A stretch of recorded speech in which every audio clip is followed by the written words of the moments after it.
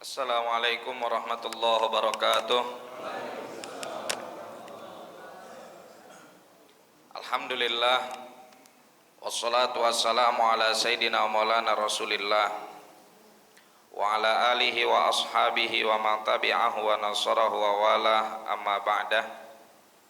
Fanawaina ta'alluma wa ta'lima wa tadhakkura wa tadhkira wa naf'a wal intifa' wal ifadata wal istifadah wal hatta ala tamassuki bi kitabillahi wa sunnati rasulih sallallahu alaihi wa alihi wa sahbihi wasallam wa du'a ilal huda wa dalalata alal khair ibtigha'a mardatillahi wa qurbihi wa thawabih.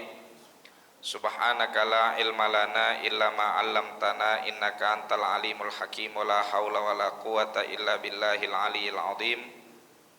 Allahumma inna nas'alukal ilma ladunni wal mashraba safiyal hani ya wahhabu ya ghani. Allahumma la sahla illa ma ja'altahu sahla wa anta taj'alul hazana idza syi'ta sahla. Allahumma sahhil lana hifdzal ulum wa hab lana wasi'atil fuhum bi jahi nabiyyikal ma'sum. Allahumma arinal haqqa haqqa warzuqna ittiba'ah wa arinal batila batila warzuqna ijtinabah. Wala taj'alhuma mushtabihan alaina fanattabi'al hawa. Ahbabana al-fadil, jamaah kaum muslimin wal muslimat, as'adakumullah.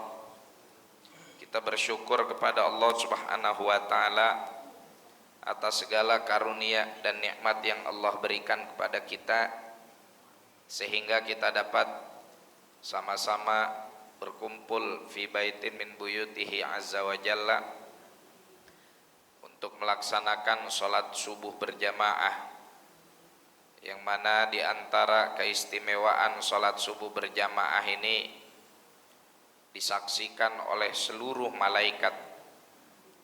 Kata Allah dalam Al-Quran, wa Qur'an al-fajri inna Qur'an al-fajri kana masyhuda. Qur'anul fajr yakni sholatus subuh, bahwa sholat subuh itu disaksikan oleh para malaikat Allah Subhanahu wa ta'ala. Lalu kita lanjutkan dengan mudzakarah ilmu hingga waktu isyraq.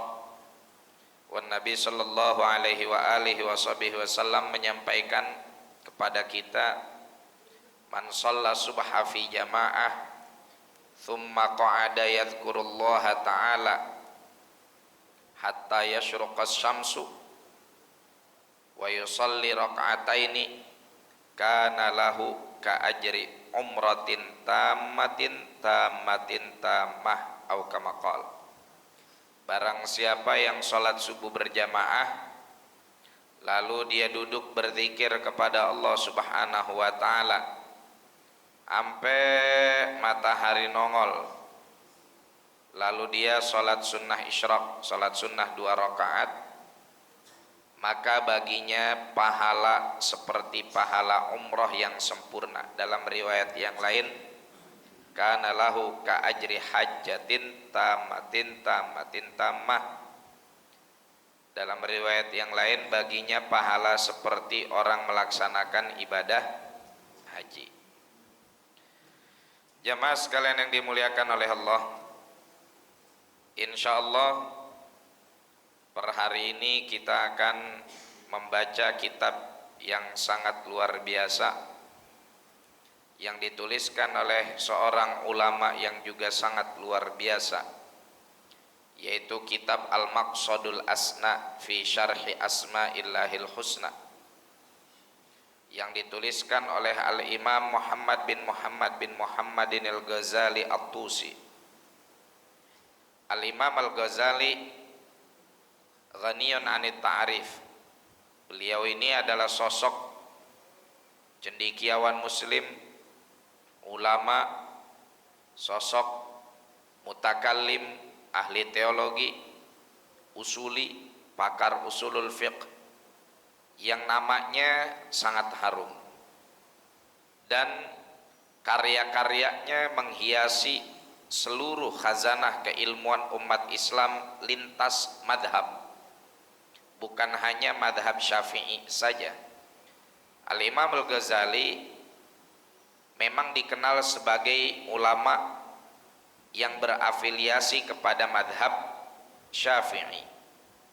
Akan tetapi buah karya beliau, tulisan-tulisan beliau itu digunakan oleh para ulama lintas madhab, baik madhab Hanafi, Hambali ataupun madhab Maliki. Karena memang Al-Imam Al-Ghazali dalam fase perjalanan ilmiahnya, beliau ini dikenal sebagai ulama yang memiliki ketekunan luar biasa sehingga menjadi sosok yang memiliki spesialisasi di dalam banyak disiplin ilmu, terutama adalah al-ulum al-aqliyat, ilmu-ilmu yang berkaitan dengan logika, sehingga beliau digelari Hujjatul Islam. Dari seluruh ulama yang ada dari dulu sampai sekarang, rasa-rasanya cuma beliau yang digelari dengan Hujjatul Islam. Ya. Hujjatul Islam itu artinya yang menjadi sosok yang selalu memberikan dalil dan argumentasi bagi agama ini untuk mengkonter agama ini dari tuduhan dan juga niat jahat orang-orang lain. Maka digelari dengan Hujjatul Islam. Karena karya-karya Imam Al-Ghazali ini adalah karya-karya yang bisa dibilang hampir seluruh karyanya itu adalah untuk membentengi akidah umat. Makanya beliau dikenali sebagai ahli teologi. Ya. Di zaman beliau itu banyak sekali diskusi-diskusi tentang ketuhanan, diskusi-diskusi ilmu kalam, yang mana diskusi tersebut bukan hanya berangkat atau dilakukan oleh sesama kaum muslimin, tapi juga dilakukan oleh orang-orang non-muslim yang membahas tentang masalah tauhid, masalah akidah, masalah teologi umat Islam. Ya. Dan ini tercermin dari karya-karya Imam Al-Ghazali, seperti misalkan kitab beliau Al-Iqtisad fil I'tiqad, kemudian kitab beliau Iljamul Awam an Ilmil Kalam, kemudian ada beliau punya kitab untuk membantah para filosof barat, sehingga beliau menuliskan kitab Tahafutul Falasifah, ya, kerancuan cara berpikir para filsuf. Nah, inilah sosok Al-Imamul Ghazali. Kalau kita lihat, ini kita kenalan dulu sama yang nulis kitabnya ya, biar kita punya rasa tak kenal maka tak sayang, kan begitu. Orang biar sayang kudu kenal. Kita kenalnya Imam Ghazali yang mana sih? Tuh yang dulu bukunya kalau ada covernya, fotonya palanya botak, ada rambutnya doang segini. Itu ilustrasi kalau itu ya. Imam Ghazali itu tampilannya enggak kayak begitu. Tampilan ulama-ulama kita zaman dulu itu sangat menjaga cara berpakaian kita, ya, dengan meneladani cara berpakaian baginda Nabi Muhammad sallallahu alaihi wasallam. Saya sejak kecil sangat bertanya-tanya di dalam hati, kok seperti ini digambarkan dan diilustrasikan foto Al-Imam Al-Ghazali. Ada beberapa cetakan buku itu yang diterjemahkan ke dalam bahasa Indonesia, lalu ditampilkan atau diilustrasikan sosok Al-Imam Al-Ghazali itu, ya, dengan tampilan kayak begitu, kayak profesor, belah sininya botak, belah sininya berambut. Apakah mentang-mentang beliau sebagai filosof, ya, apakah mentang-mentang beliau sebagai ahli ilmu kalam lalu harus ditampilkan dengan ilustrasi botak kayak begitu, ya? Botak kayak begitu mah orang kagak punya beras di rumah juga lama-lama botak kepoya. Ya enggak? Dia kagak nyampo juga lama-lama botak sendiri. Lama-lama botak sendiri, kagak nyampo, rambutnya rontok, duit kagak gablek. Ya, kerjaan tiap hari kalau jalan cuma nendangin botol aqua. Ntar gue lama-lama palanya botak. Ya. Ini sosok ulama luar biasa kok diilustrasikan seperti itu. Taib walhasil, Al-Imam Al-Ghazali adalah seorang ulama yang tumbuh di kalangan atau di tengah-tengah keluarga yang sangat kuat menjaga tradisi ilmu. Walaupun beliau ini yatim dari kecil. Yatim dari kecil, diasuh sama ibunya, dan ibunya sangat fokus menjaga pendidikan anaknya. Ya. Tanpa kemudian sang ibu merasa gelisah dan khawatir kekurangan ekonomi. Ini udah jarang zaman sekarang ketemu emak yang kayak begitu tuh. Ya. Seorang ibu menanggung anak yang disebut dalam sejarah saja Imam Ghazali itu punya abang namanya Ahmad bin Muhammad Al-Ghazali. Ya.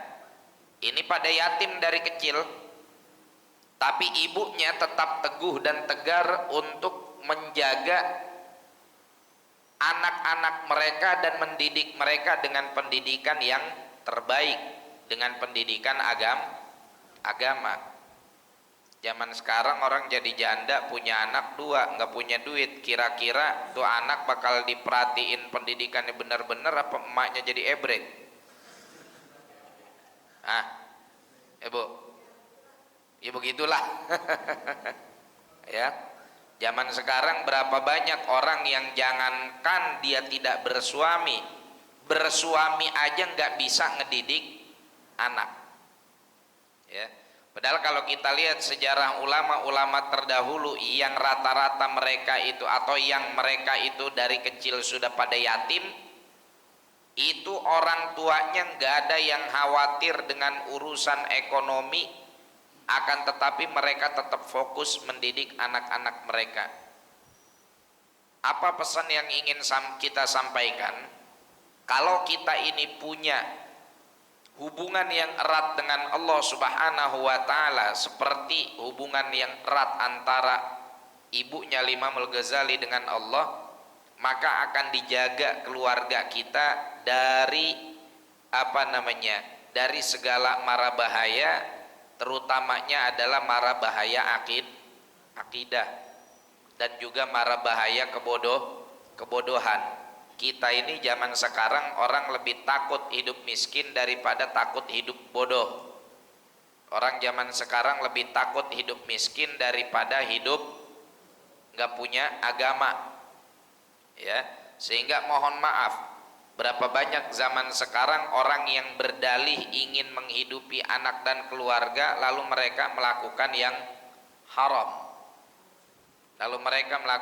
haram. Korupsi kah, nyolong kah, jual diri kah, jual khamr kah, jual narkoba kah? Kalau ditanya apa alasannya, himpitan ekonomi. Ya, padahal dulu ekonomi nggak ada yang dihimpit, ditaruh aja itu di sumur, nggak ada yang ngehimpit. Ya kan, ekonomi sabun. Ya, nggak ada yang ngehimpit tuh, karena tuh ekonomi sabun kalau dihimpit pada ngecrot keluar sabunnya. Tapi walhasil, ya, para ibu-ibu zaman dahulu, ya udah, mereka lebih baik lapar daripada bodoh, lebih baik lapar daripada jual diri, lebih baik lapar daripada jual agama. Makanya kata Rasulullah Sallallahu Alaihi Wasallam, akhir zaman nanti orang rela menjual agamanya bi'aradin yasirin minad dunya, dengan sesuatu yang sangat receh. Dia jual agamanya, dia jual dirinya, ya, jual dirinya dengan harga yang sangat murah.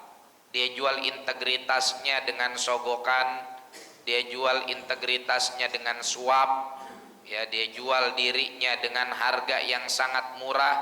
Wal iyadu billah. Nah, ini Al-Imam Al-Ghazali, ibunya bertahan dalam kefakiran, dalam kemiskinan, yang penting anaknya tetap bisa belajar.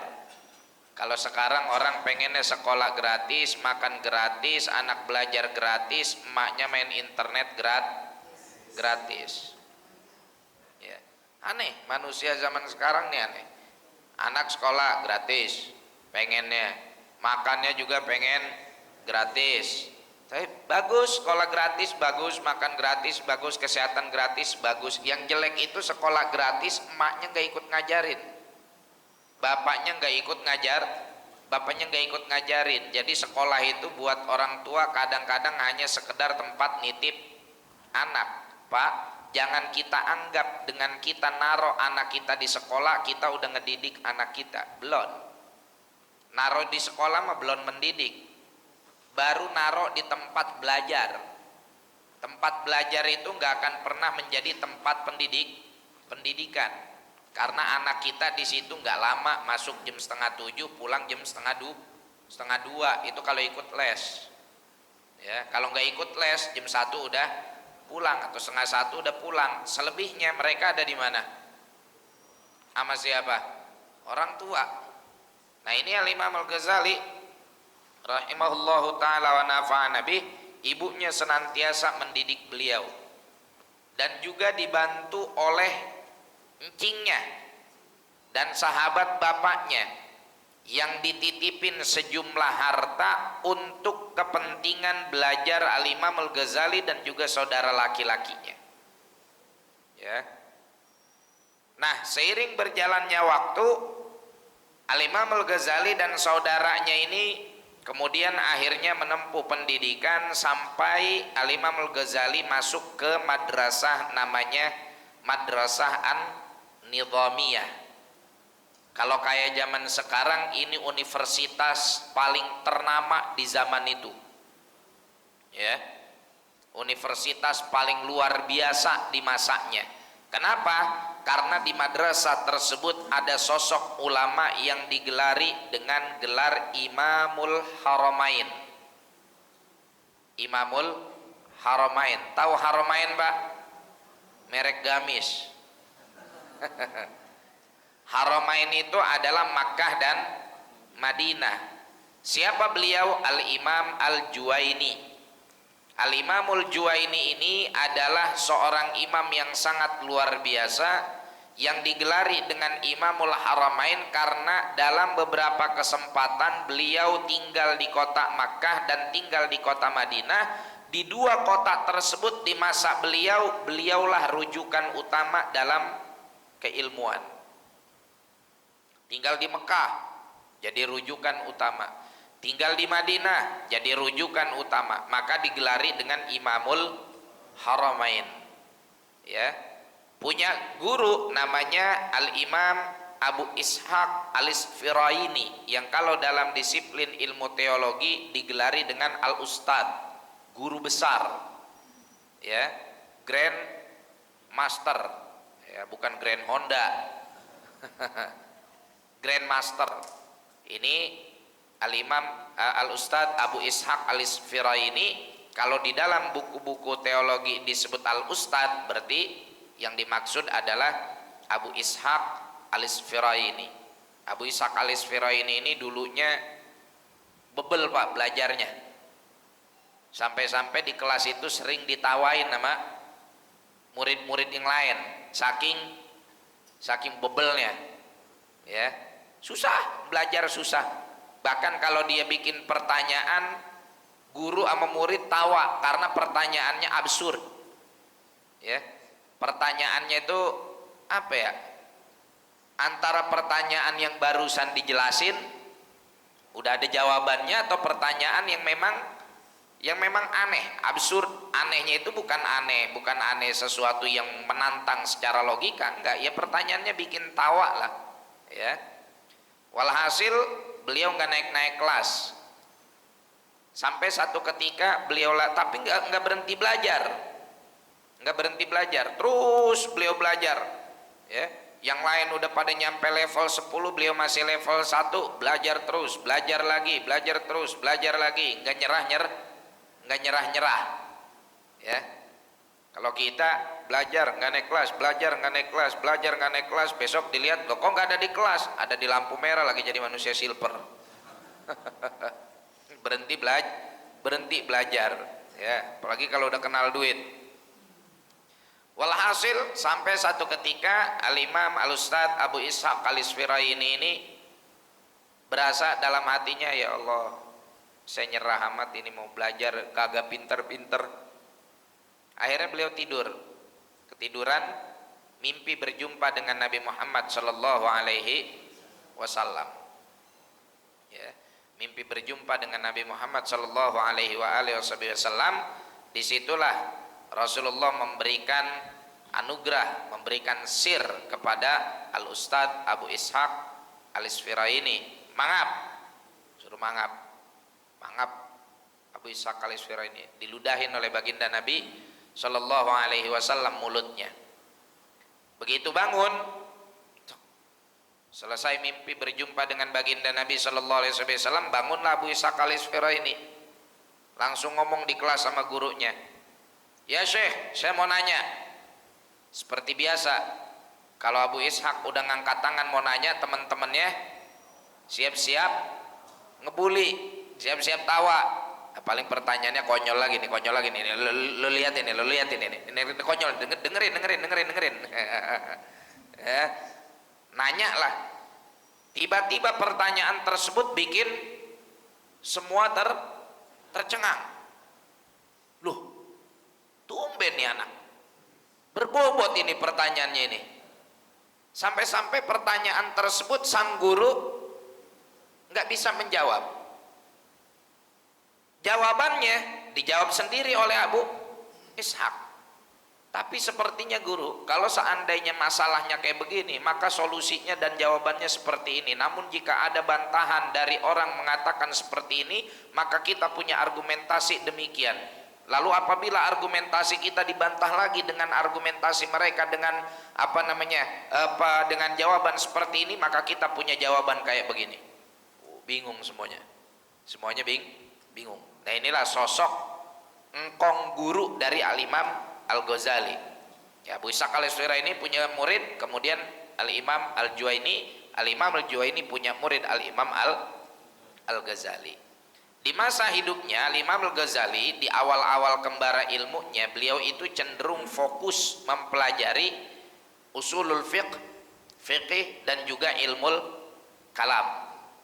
Makanya beliau punya banyak kitab, ya, di dalam disiplin ilmu tersebut. Sampai akhirnya beliau diangkat menjadi rektor Universitas An-Nidhamiyah yang ada di Naisabur. Ya. Nah, di saat beliau jadi rektor di Universitas An-Nidhamiyah, otomatis dengan keilmuannya yang sangat luar biasa, orang-orang menghormati. Ya. Orang-orang menghormati, Masya Allah, dunia terbuka bagi beliau, rumah istana, bak istana yang megah, ya, kendaraan bagus dan lain-lain sebagainya. Ketika beliau merasakan kemuliaan ilmu tersebut secara bentuk duniawi, muncul di dalam hatinya perasaan mulai berubah, keikhlasan di dalam ilmu. Karena mulai merasa senang dihormatin orang, terus kalau ada orang yang kurang hormat jadi ngerasa kesel, ya enggak? Ada yang cium tangan kita demen, ada yang enggak cium tangan kita nanya-nanya dalam hati, saya lu nggak tahu gue Ustadz. Ya, mulai itu ada perasaan kayak begitu tuh, dipanggil Ustadz dia seneng, kagak dipanggil Ustadz dia ngambek. Dikasih sambutan dia seneng, gak dikasih sambutan dia boikot. Besok gagah datang ke acara di Masjid As-Salam Kifahan. Ngapa? Lah gua disuruh duduk doang, kagak disuruh sambutan. Gua kan masyarakat istimewa. Masyarakat istimewa, dia kagak tahu gua ustad tingkat RT. Ya. Mulai itu ada perasaan-perasaan kayak begitu, perasaan bangga, perasaan senang dihormati, perasaan senang untuk dikagumi. Sehingga Imam Al-Ghazali dengan cepat mendeteksi itu. Tak, nggak benar saya kalau kayak begini nih. Akhirnya beliau mengajukan cuti dari Universitas An-Nidhamiyah. Pengen berangkat haji dan juga berziarah ke Kanjeng Baginda Nabi Muhammad sallallahu alaihi wasallam. Ya.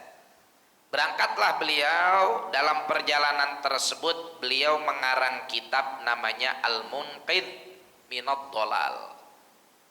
Kitab Al-Munqidh Minad Dhalal ini isinya adalah fase kehidupan Al-Imam Al-Ghazali di dalam kembara ilmu beliau. Ya, mulai dari masa mujahadah, masa belajar sampai diangkat jadi rektor, sampai kemudian banyak kenikmatan duniawi beliau rasakan, sampai kemudian muncul sedikit benih-benih kesombongan di dalam hatinya yang terdeteksi oleh beliau, sehingga beliau juga mengkisahkan perjalanan beliau ke Makkah, ke Madinah, ya, untuk kemudian melepaskan semua pernak-pernik duniawi. Ya, diceritakan di dalam kitab Al-Munqidh Minad Dhalal. Selesai dari Makkah, beliau datang ke Madinah, berziarah ke makam baginda Nabi sallallahu alaihi wasallam. Sehabis itu beliau resign, ngundurin diri jadi rektor. Ya, padahal udah kaya nih, ya enggak? Udah kaya. Waduh, padahal kan ini kalau secara pola pikir umat akhir zaman nih puncak karir nih. Yang namanya udah rektor maka udah pasti guru besar. Padahal alhamdulillah kita juga banyak di kampung kita guru besar yang gak kudu jadi rektor. Yang penting banyak makan besek. Ntar juga jadi besar sendiri, ya enggak? timbangan yang besar. Walhasil Al-Imam Al-Ghazali resign. Kemudian beliau pindah dari Naisabur, tinggal di Damaskus, Syria. Ya. Beliau tinggal di Syria di Masjid Bani Umawi. Ada salah satu menara di Masjid Bani Umawi yang beliau tempati di situ untuk beruzlah. Uzlah itu menyepi dari hiruk pikuk duniawi. Ya. Apa kalau bahasa sekarang self healing. Ya, self healing. Ya, udah mau nyepi aja saya, nggak mau kena hiruk pikuk duniawi. Sumpek saya orang pada salaman sonok mari minta foto apa segala macam, belum lagi ntar fitnah yang dibikin sama orang salaman gak taunya muka kita dicetak di baleho sama dia. Ya, dianggapnya ngedukung dia jadi caleg. Ya kan banyak caleg rese begitu kan ya, ya enggak. Ya, mau caleg mau calon kepala daerah kayak kadang-kadang gitu ngiklaninnya. Ya, datang, Ustaz izin foto. Ya, foto silakan, bismillah. Itu cekrek. Waduh. Kunjungan Bapak Fulan ke rumah Ustadz Anu, ke rumah Kiai Anu. Ya, dianggapnya si Kiai ngedukung caleg tersebut atau ngedukung calon kepala daerah tersebut. Ya, padahal mah ngedukung kagak, gimana mau ngedukung, mersen aja kagak. Walhasil uzlah lah Al-Imam Al-Ghazali di menara, di mihrab di Masjid Bani Umayyah selama kurang lebih 8-10 tahun. Dan disitulah beliau mengarang kitab yang sangat terkenal, yaitu kitab Ihya Ulumuddin. Ya. Orang kalau udah disebut Ihya Ulumuddin udah pasti, atau orang kalau udah disebut Al-Imam Al-Ghazali pasti kitab pertama yang terbersit di benak dia adalah Ihya. Ya. Orang kalau ditanya, Anda kenal Imam Ghazali? Kenal. Kitab apa yang beliau tulis? Udah rata-rata orang pasti jawabnya Ihya. Ya.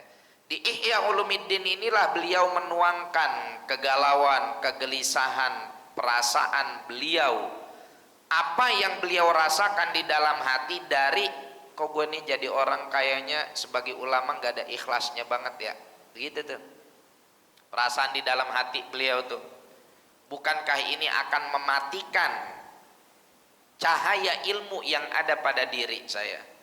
Bukankah ini akan meredupkan cahaya iman yang ada pada diri saya?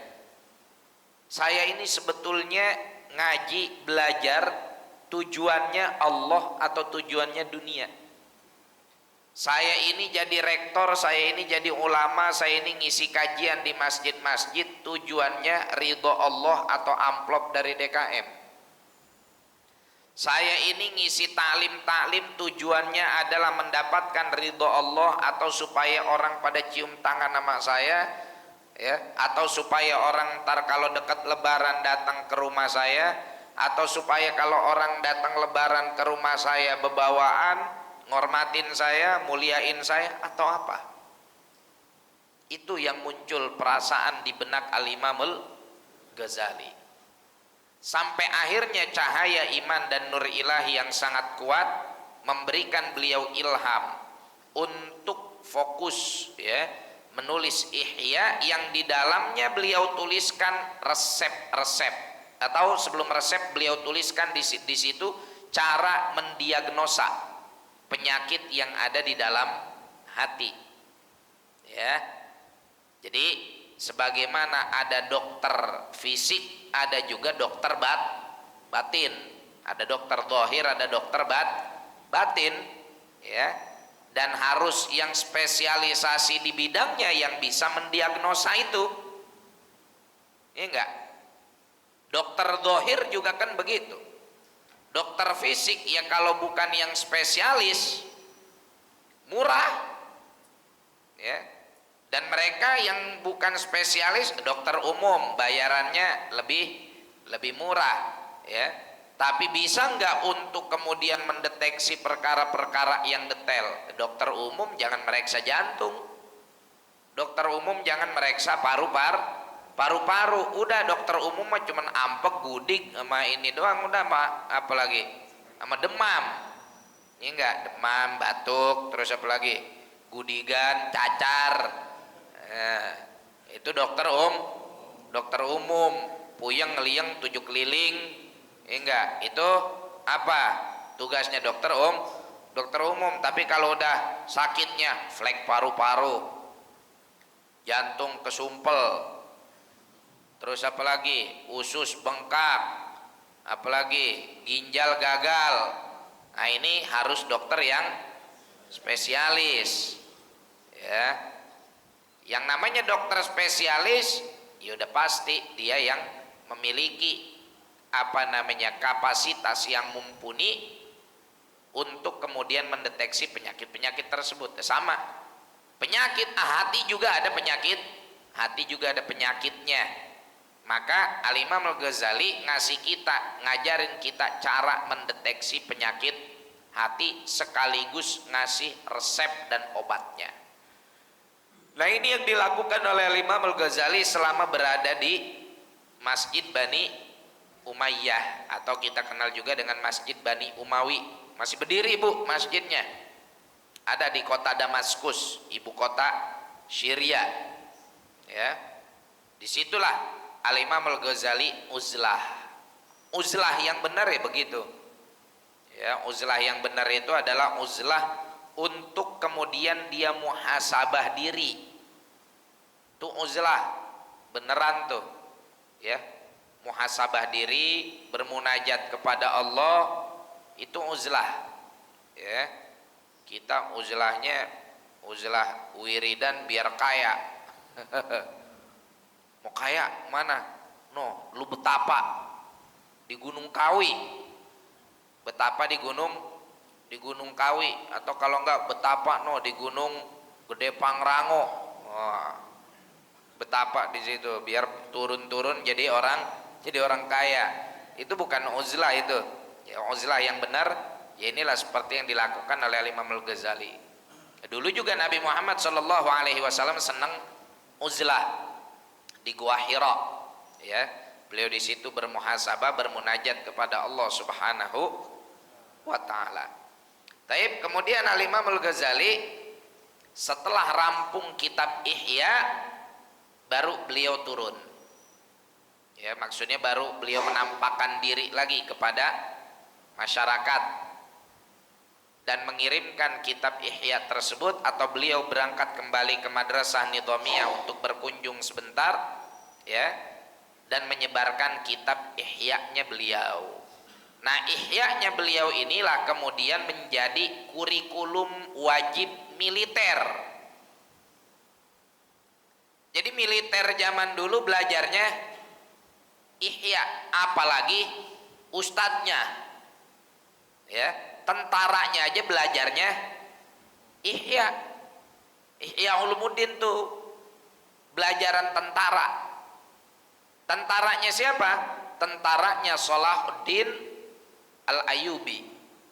Salahuddin Al-Ayyubi ini tercatat dalam sejarah orang kedua setelah Sayyidina Umar bin Khattab yang mampu memerdekakan Baitul Maqdis, Palestina. Dari sejak dimerdekakan oleh Salahuddin Al-Ayyubi sampai sekarang belum ada lagi yang mampu untuk memerdekakan Palestina. Dan Salahuddin Al-Ayyubi inilah yang juga kemudian mengusir pasukan Tartar. Tahu pasukan Tartar, Pak? Pasukan Tartar itu pasukan malas. Woi, perang tar. Woi, kerja bakti entar. Itu mah pasukan entar. Itu mah adanya di Parung Serap. Woi, ngaji entar. Woi, sholat entar. Woi, Jumatan entar. Woi, bawa pacul kerja bakti entar. Woi, makan hayu. Kalau makan hayu. Jadi kalau di Parung Serap namanya pasukan entar. Ya. Kalau pasukan Tartar ini pasukan Mongol yang dibawa oleh Genghis Khan. Kemudian setelah mati dilanjutkan sama anaknya Hulagu Khan. Ya, nah kalau pasukan entar pemimpinnya namanya entar makan kan. Ya, ya. Ini pasukan Tartar yang ngusir siapa? Yang ngusir adalah Salahuddin Al-Ayyubi yang mewajibkan seluruh tentaranya untuk membaca Ihya Ulumuddin. Kapan ngajinya? Ngajinya jam 2 malam. Habis ngaji Ihya Ulumuddin, tahajud bersama, sholat subuh berjamaah. Tuh Pak, tentaranya. Makanya berhasil. Lah kalau kita jangan kata diserang sama Yahudi, maling motor aja kagak kedeteksi. Lah emang apa lah tentara Hansip kita bukan baca Ihya, main kerambol. Ya enggak? Nah ini dia, ya. Jadi luar biasa. Tentara zaman dulu bahkan ngajinya Ihya Ulumuddin. Nah inilah Al-Imam Al-Ghazali, sosok yang sangat luar biasa, yang di kemudian hari justru beliau di kalangan masyarakat umum kaum muslimin lebih dikenal sebagai bapak tasawuf karena ihya'nya. Jadi ketutupan tuh kitab-kitab beliau di usul fikih, kan beliau punya kitab Al-Mustasfa. Kemudian di dalam fikih beliau punya kitab Al-Basit dan Al-Wasit, ya, serta Al-Wajiz, yang di situ merangkum kitab-kitab Al-Imam Asy-Syafi'i, ya, kitab-kitab Al-Imam Asy-Syafi'i seperti Al-Um, kemudian Risalah Al-Buaitiyah dan lain-lain sebagainya. Nah ini yang dirangkum oleh Al-Imam Al-Juwaini sama Al-Imam Al-Ghazali, dirangkum lagi, disyarahin lagi, itu ketutup, ya. Terus kitab-kitab beliau dalam bidang teologi juga ketutup, seperti Al-Jamul Awam an Ilmil Kalam, kemudian Tahafutul Falasifah, ya, Al-Iqtisad fil I'tiqad. Kalah sir sama kitab Ihya. Ya walaupun bagi orang yang studi lebih dalam tetap baca kitab-kitab Al-Imam Al-Ghazali yang lain, tapi cenderung beliau lebih dikenal sebagai bapak tasawuf. Padahal beliau pakar di dalam akidah, pakar di dalam tasawuf juga, pakar juga di dalam fikih dan ilmu usulul fiqh, ya. Nah, terkait gelar Hujjatul Islam, Ini diriwayatkan bahwa satu ketika Al-Imam Abil Hasan Syadzili, Al-Imam Abil Hasan Syadzili, pendiri Thariqah Syadziliyah di Mesir. Satu ketika beliau bermimpi berjumpa baginda Nabi Muhammad sallallahu alaihi wasallam, yang mana di situ Rasulullah berada di dalam satu aula yang dihadiri oleh para nabi, para rasul dan para ulama. Ya.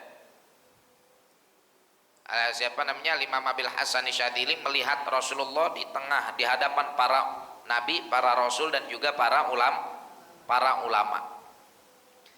Dalam kesempatan kongres para nabi dan para ulama tersebut, katakanlah demikian, Nabi Musa bertanya kepada Rasulullah sallallahu alaihi wasallam. Cuma pertanyaannya rada sedikit ada komplain.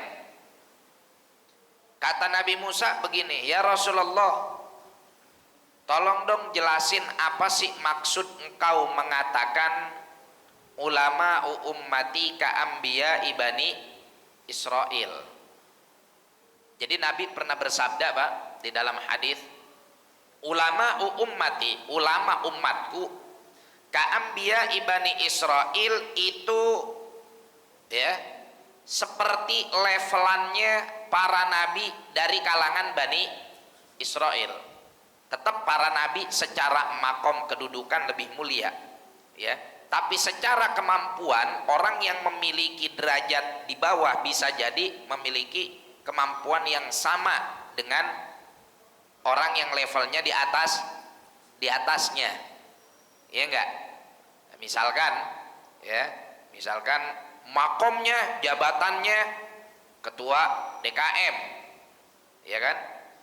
Tapi kemampuan orang-orang yang ada di divisinya kadang-kadang melebihi jabatan orang yang ada di atasannya. Gitulah kurang lebih begitu maknanya. Bukan berarti makna hadis ini bahwa para ulama dari Nabi Muhammad secara keafdolan lebih afdol daripada para nabi. Enggak, karena di dalam di dalam ilmu tauhid kita diajarkan urutan hamba, yang urutan makhluk yang paling mulia itu pertama paling tinggi siapa?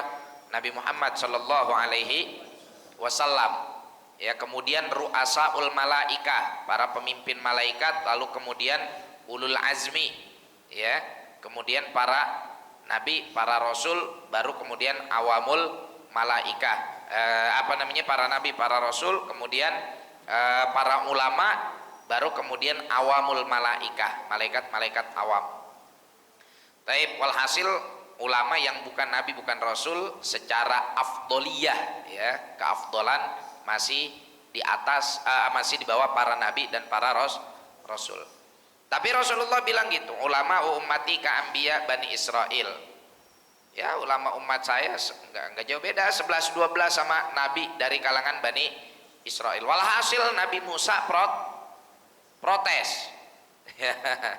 Di dalam mimpinya Abil Hasan Syadzili, Nabi Musa protes.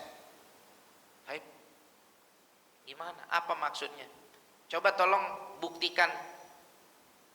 Nah, apa yang dilakukan oleh baginda Nabi Sallallahu Alaihi Wasallam?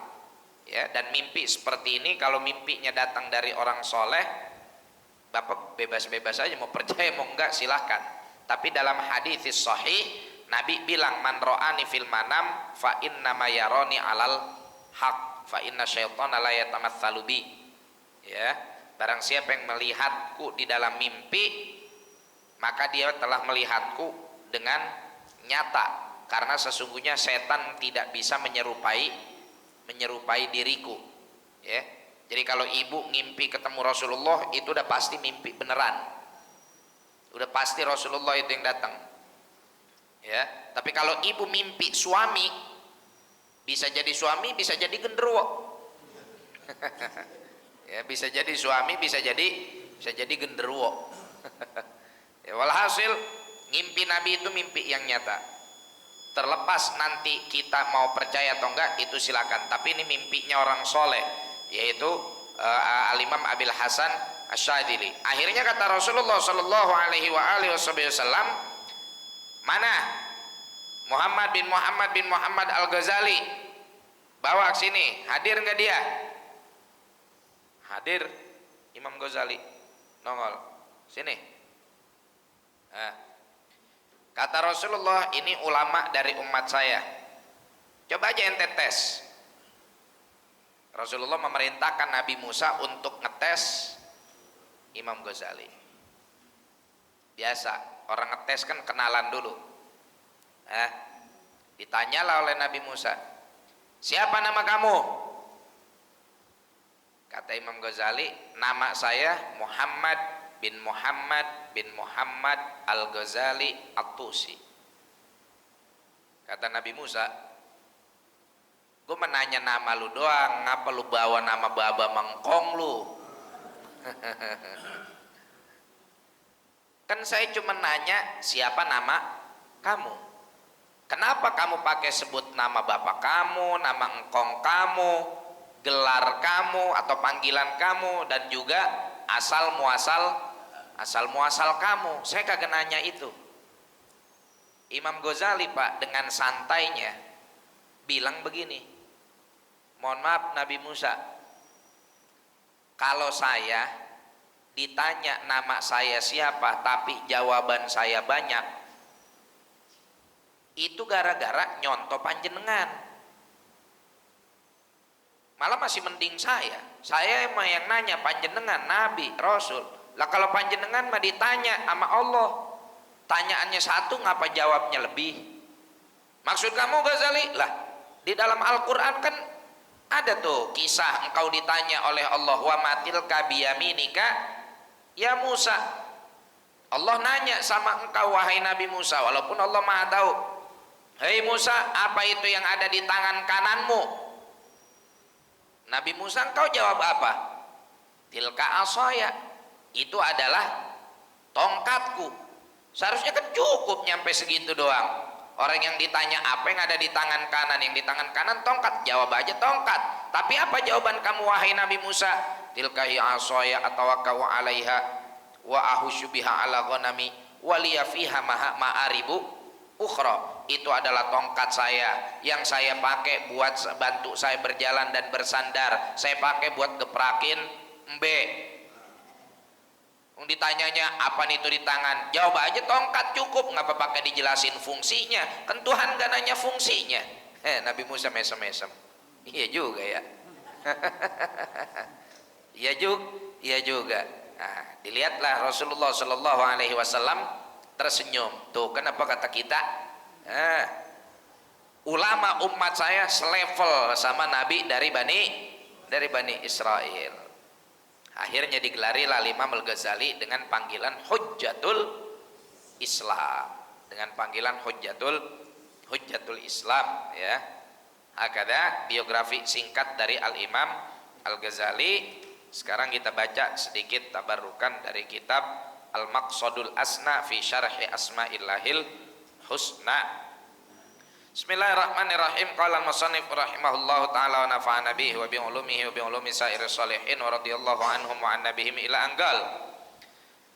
Alhamdulillahi al-mutafarridi bi kibriyaihi wa 'azamatihi al-mutawahhidi bi ta'alihi wa samadiyatihi alladhi qassa ajnihatal uquli duna hima izzatihi wa lam yaj'alis sabila ila ma'rifatihi illa bil ajzi an ma'rifatihi wa qasara al-sinatal fusahai anis thana'i ala jamali hadratihi illa bima athna bihi ala nafsihi wa aqsa min ismihi wa sifatihi wassalatu ala Muhammadin khairi khaliqatihi wa ala alihi wa ashabihi wa itratihi. Ini muqaddimahnya beliau, ya. Amma ba'du. Nah, setelah amma ba'du ini kita akan dibawa oleh Al-Imam Al-Ghazali untuk beliau menceritakan kepada kita apa sih latar belakang dan motif beliau menulis kitab ini. Faqad sa'alani akhun fillahi ta'ala tata'ayyanu fid dini ijabatuhu syarha ma'ani asma'illahil husna. Jadi beliau nulis kitab ini karena ada, ya, temannya, koleganya, kawannya yang beliau gelari sebagai saudara, minta ditulisin kitab. Tuh Pak, kebiasaan orang zaman dulu itu demen ilmu. Jadi kalau punya teman alim, punya teman berilmu, dia minta sama temennya dinasehatin dengan ditulisin kitab. Lah kalau kita sekarang punya teman alim, karirnya luar biasa, minjem duit mulu. minjem duit mulu. Apalagi kalau kita tahu dia habis pelantikan P3K. Waduh, apalagi kalau kita tahu SK-nya udah digadein. Iya, woi, waduh, SK habis digadein itu. Kemarin habis pelantikan di Ahmad Yani. Boleh kali, gope mah. Minjem dulu sini, mau kondangan. Begitu kita mah ya. Orang Barung Serap. Gitu. Jadi kalau punya teman alim, ya minta sama dia nulisin kitab, tulisin saya kitab buat jadi pedoman saya, pegangan saya, buat nasihat buat saya. Ya kada. Wa tawaradat alayya aswilatuhu tatsra falam azal uqaddimu fihi rijlan wa uakhiru ukhra taraddudan bainal inqiyadil iqtidai qada'an li haqqi ikhaih wa bainal isti'fai anil timasi akhdan sabilal hadri wa udulan an rukubi matnil khatri wastiqsaran liquwatil bishri andaraki hadal liquwatil bashari andaraki hadal watar. Tapi Imam Ghazali masih ragu-ragu. Ringkasnya nih, beliau di sini cerita temennya nih ngoyok-ngoyok mulu ya, wa tawaradat alayya aswilatuhu tatra, mintanya kagak sekali, nagih mulu nagih ya. Woi Gojali. Orang bareng saya Gojali Barung Serap ini mah. Manggilnya Gojali aja. Apa ya kan lagi ngajinya di Barung Serap soalnya. Bukan di Kronjo kemarin ya, lagi malam Sabtu kita di Kronjo. Pulangnya mampir ke Tenjo. Sekarang Barung Serap. Imam, gimana proyek kita udah kelar belum? Gimana nih yang saya minta udah kelar belum? Nah, tuh dipinta terus kitabnya. Tapi apa yang bikin Imam Al-Ghazali ragu-ragu untuk memulai kitab? Jadi beliau begitu diminta nggak langsung nulis. Beliau agak sedikit bimbang. Nulis kagak. Apa yang bikin beliau bimbang? Beliau berada di antara dua keadaan, dua hal lah ya. Satu, antara, ini penting sih, ngejelasin Asmaul Husna ini penting. Di sisi lain beliau merasa, ilo kan gue sanggup ngejelasin nama Allah. Nah, ini nama yang sangat agung, nggak sembarangan. Saya takut ngejelasin, nggak taunya saya nggak tahu apa-apa tentang nama Allah.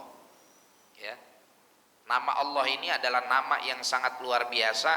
Artinya begini, ya, jangankan nama Allah Pak, kita ngejelasin nama orang lain aja kan belum tentu kita punya kemampuan. Bisa jadi yang kita jelasin gak sesuai dengan apa yang dimaksud oleh si pemilik nama.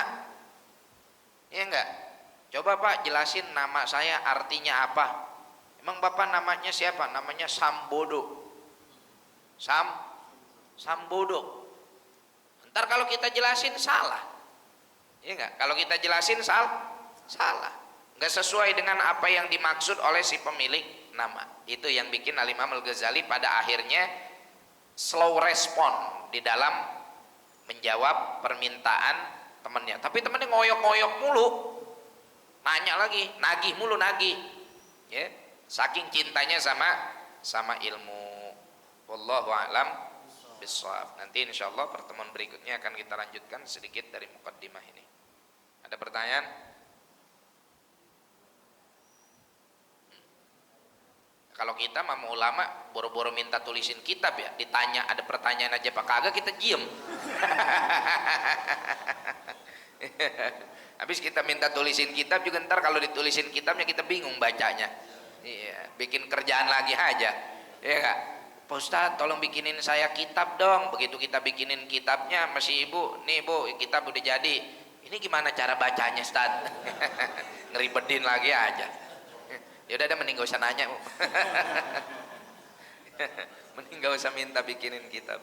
Al-Fatihah bil qabul wal iqbal wa salahi kulil ahwal hadrati sayyidina Rasulillah sallallahu alaihi wa alihi wasallam maula Bilal badril mutalal. Anna Allah ta'ala yaftahu alaina futuhal arifin wa yarzuqna kamalal ikhlas wal yaqin wa thabbit aqdamana ala qadamil habibil amin yaqdi lana jamil hajat wa yakfi lana jamil muhimmat wa yakfir lana kullal dhunub wa yassir lana kullal uyub wa yakshif anna kullal kurub wa yamla bi barakati kathratil amwali kullal juyub barik hadal masjid man shalla fi man anfaqa wa tabarra'a wa darasa fi insyir hadhil barakat wal khairat ila jamil ummatil islamiyah ala hadhihi niyyah wa ala kulli niyatin salihah wa ila hadratin nabi Muhammad sallallahu alaihi wa alihi wasallam bisiril Fatihah. A'udzu billahi minasyaitonir rajim. Bismillahirrahmanirrahim. Alhamdulillahi rabbil alamin. Arrahmanir rahim. Maliki yaumiddin. Iyyaka na'budu wa iyyaka nasta'in. Ihdinas siratal mustaqim. Siratal ladzina an'amta 'alaihim ghairil maghdubi 'alaihim waladdallin. Amin. Subhanakallahumma bihamdika asyhadu an la ilaha illa anta astaghfiruka wa atubu ilaik. Wal 'afwu minkum. Assalamualaikum warahmatullahi wabarakatuh.